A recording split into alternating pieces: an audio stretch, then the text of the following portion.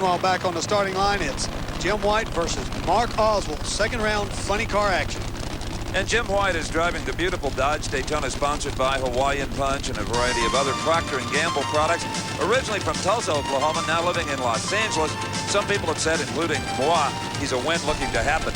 Mark Oswald has won a number of national events, formerly for the Candies and Hughes team. And now he's in an interesting situation. There will be two in-and-out hamburger cars, one in the west and one in the east, and he'll fly back and forth and drive both automobiles. The driver keeps the Winston point, so somehow they think this will all work and cut down on racing expenses and travel. We'll have to find out.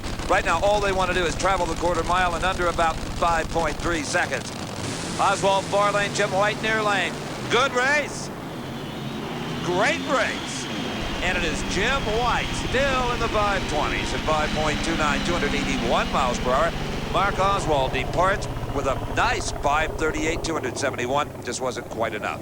Brock is on the starting line with car owner Roland Leon.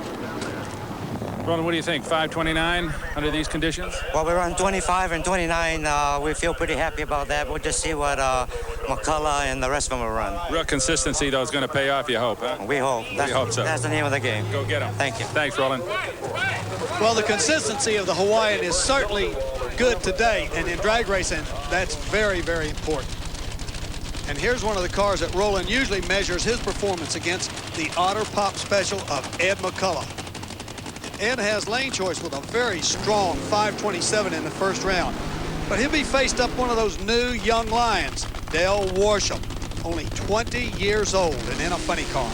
But it's crew chief by his dad, Chuck, and even though Dale only ran a 549 in the previous round, Chuck can step this car up. Let's go to Steve. A 525 round one, a 529 round two. Dare we say today could finally be the day? We've been a win looking for a place to happen, Steve. I've used that line. For about a year now, and we would like to get this. Maybe Phoenix is the right place for us. It appears to do it effortlessly. No oil, no smoke. Yeah, Wes has got the tune-up real nice right now. Roland has supplied the good parts, and we're looking good. And they got a fine shoe, might I add. Thank you, Steve. Okay. Well, I see a little smoke coming out of it there. It means at least they're going to put some clutch discs in it. Dale Worsham backing up. Looking good. Understand, this is only his third event as a funny car driver, and he's never driven anything else. Bernie Federley, well, he's had his watchful eye on Ed McCulloch for thousands of runs down the nation's drag strip. They are a 5-time winner of the U.S. Nationals, head now out of Hemet, California, has never won the Winston Crown. That's his goal this year. Up against, as we said, 20-year-old Dale Worsham. He doesn't even look 20. And his dad, to his credit, is bringing the boy along fairly slowly. We talked about their elapsed times earlier on today not being all that quick. I don't think Chuck has given the boy too much power, trying to keep him out of trouble, ease him into this whole thing. Ed McCulloch in the near lane, the youngster over in the far lane, both cars based in Southern California. You can bet, Steve, that Ed McCulloch is already thinking about the next round. The ace took the kid for granted, and he leapt on him. They both lose traction. The youngster recovers first and wins the race, but Don, big trouble for Ace. Yes, it is. A tremendous fire, oil fire, no doubt. Look at the extinguishers blowing all of the halon in there, putting the fire out. Ed is coming out of the car. He's okay. He's a little warm, though. Only one thing causes that kind of a fire, and that is an engine explosion. No doubt the connecting rods coming through the side of the block and all 11 or 12 quarts of oil, not to mention the nitro inside are ignited.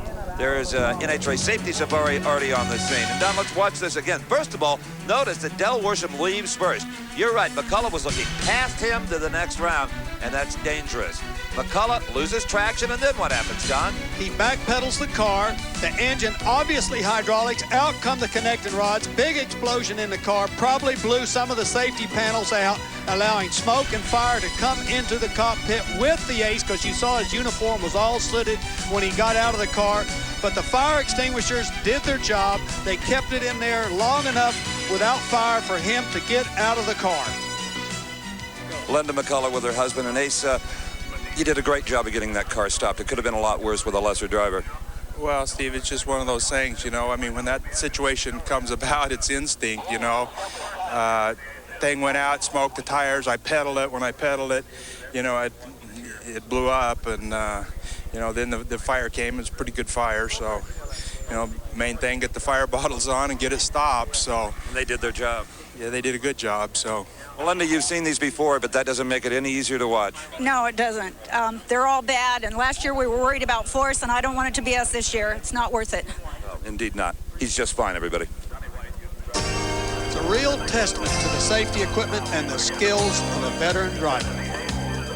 We'll be back.